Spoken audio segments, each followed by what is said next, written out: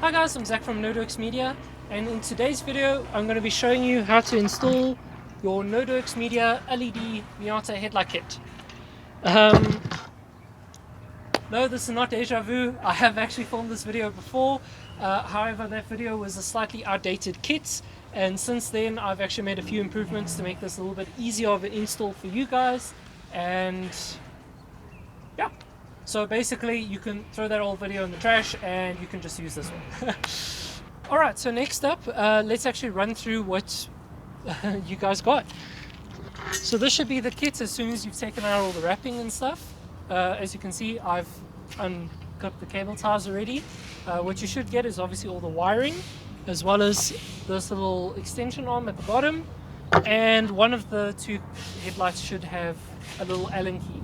This isn't important for right now, but will be for later. So for now, we'll just leave it off to the side. So next up, let's talk about which side is actually which side. So this would be your driver's side headlight. If you look here underneath, you'll see this little notch. The side of the notch will always be toward the center of the car. So again, meaning that this would be the driver's side. Alternatively, if you see where the large spacer is, the large spacer will always be on the outside. Alright, so next up we're going to talk about obviously uninstalling the old headlights. Now I haven't got the old headlights to show you how to uninstall those, but there's plenty of videos on the internet, you guys don't have to worry. However, there is one thing before we uninstall that.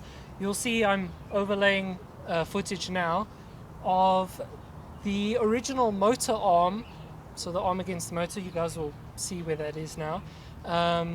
You're going to take a white Koki and just draw a little line to show exactly where about that arm sits against the motor. So make sure that you draw a nice big solid line. That will just guarantee that when you fit your new arm and headlight kit in, that it pops up and down to the correct height. And bam, just like that, the original headlights are off. Pretend mine were the original headlights. Anyway, so with that now off, let's get onto actually doing whatever assembly you have left onto your headlight kit, and then actually getting these in your car. So first things first, you're going to take this extension arm and you're going to attach it here to the bottom of the bracket. You're going to need a size 12 for the side with the ball joint and a size 13 for the nut itself to tighten it. And you're going to use the side with the ball joint toward the little notch, so something like that. Once that's tight, you're pretty much set to go.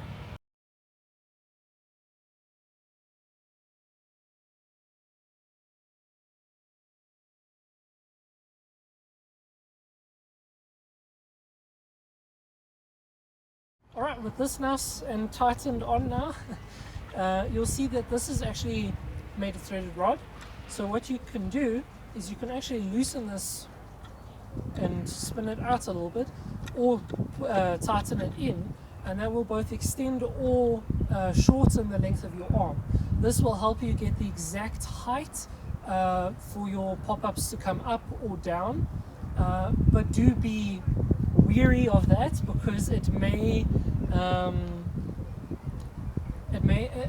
affects both how high it comes up, but also how low it's brought back down. So just be wary of that. However, I have put the adjustment there for you guys so that you can adjust it exactly as you need it. For reference sake, the size for mine is, mine has 3.5 centimeters showing on the bracket side and 2.8 centimeters showing on the motor side. Okay, so what you're going to want to do is just put the cabling out of the way for now. That will come back later, and we're going to quickly just take off these spacers on both sides so that we can actually attach it.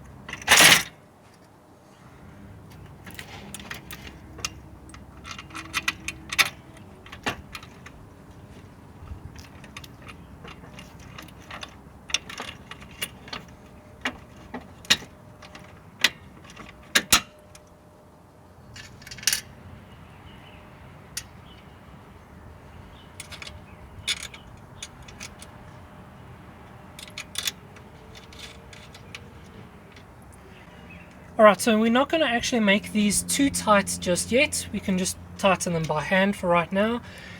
This just helps us have extra adjustability and stuff so that we can tighten it better later whilst we're busy with this bottom arm to get that onto the motor.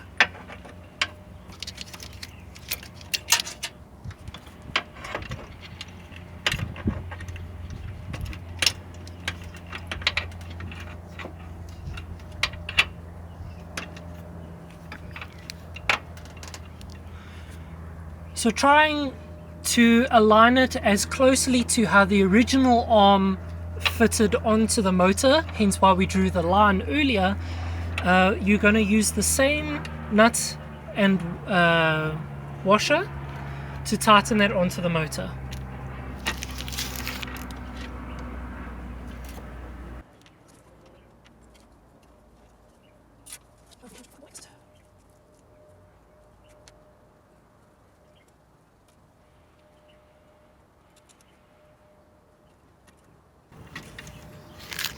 To make that tight, we're just going to use a 14.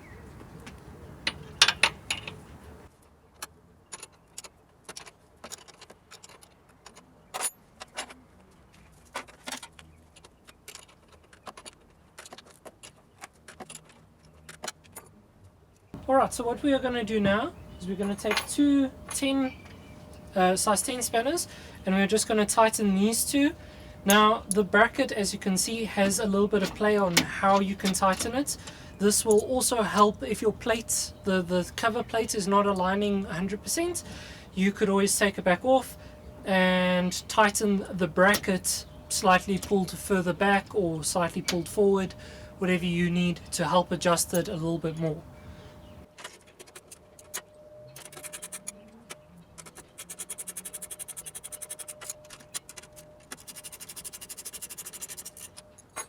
Cool, with those now tightened up, let's talk about the wiring.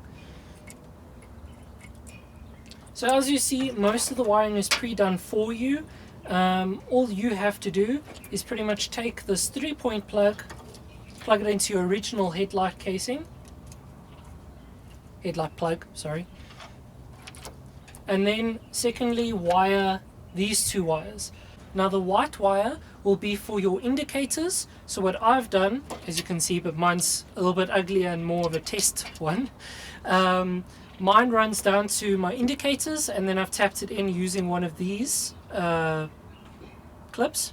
And then the yellow wire needs to find either an ignition live or your own switch or something. This will be for your normal daytime running lights, so the white halos. I've wired mine into ignition live on the passenger side of my car, off into the back of that side. My friend has wired his onto his small little fog lights at the bottom. So there are multiple different ways to wire this. So I've just left it as a blank slate. You guys can wire it as you guys see fit. Alright, and with that done, all that's actually left is to put the top plate back onto the headlight. Now you'll see that one of the screws comes with a little tab. That little tab will go onto the inside back arm on your top plate.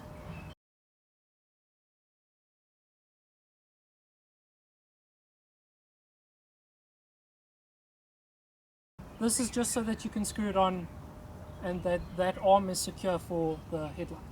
After that, for what I usually do is I unplug the headlight motor so that you can manually adjust it, and I make it do a full cycle but manually to make sure that my plate is aligned correctly.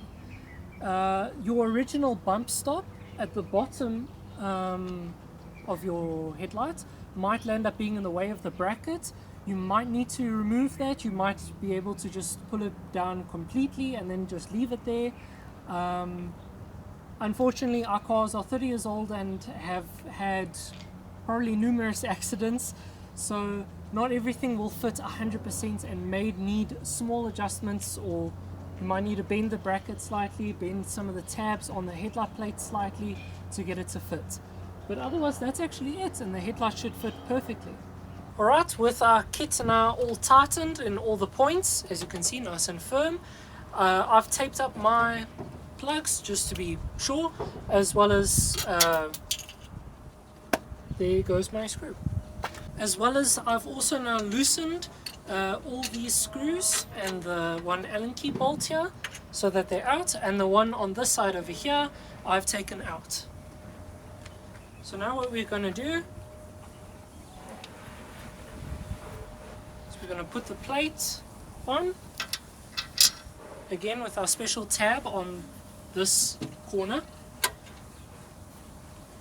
I usually start this side and then go to the other side.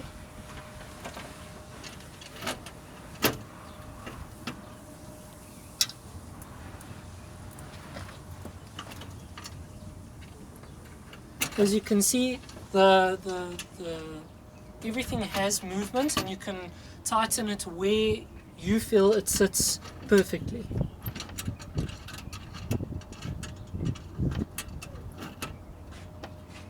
So I tend to hand tighten things first in a position.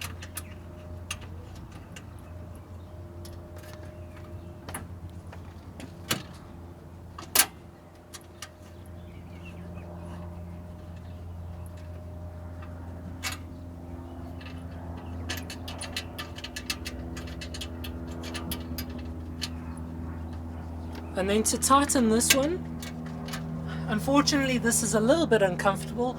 You're going to have to stick your hand under the headlight and then just spin the nut with your fingers.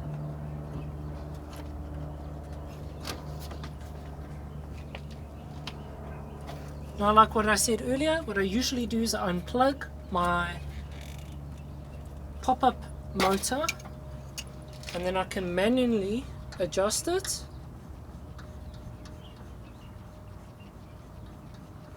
To see how well it fits.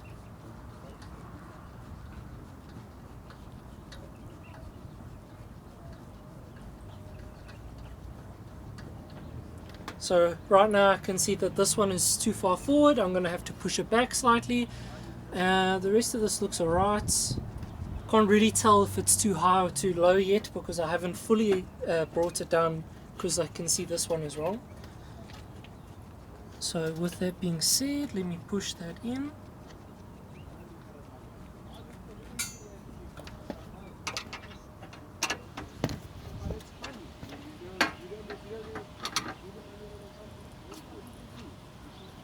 That's a lot better.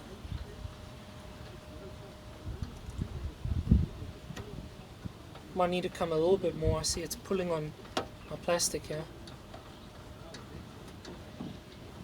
But I see I've put them too low, so now I'm going to have to bring them back up again.